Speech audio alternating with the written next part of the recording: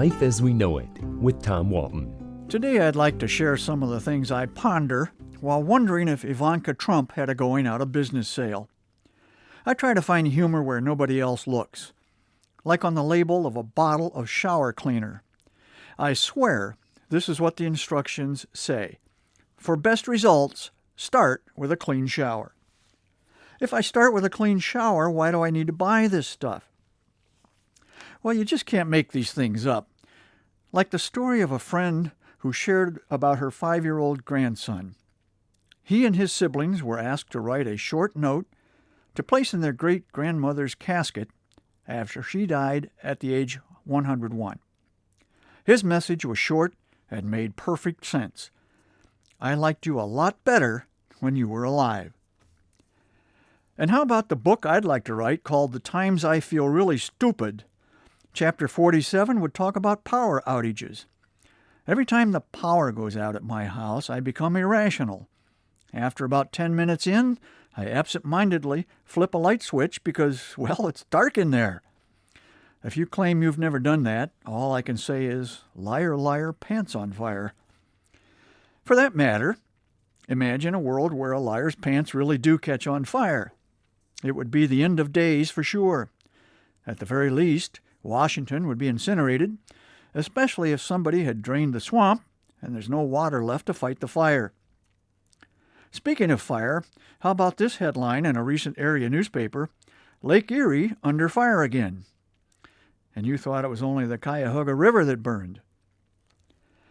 What about a technology glitch I know you've seen if you use closed captioning on your television?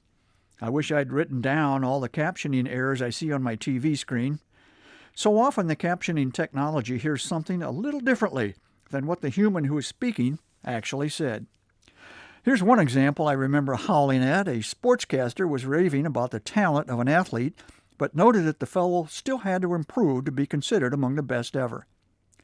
He's not past the best of all time, the announcer said, but what the closed captioning software heard was this: his snot passed the festival time. Cringeworthy for sure, but also hilarious.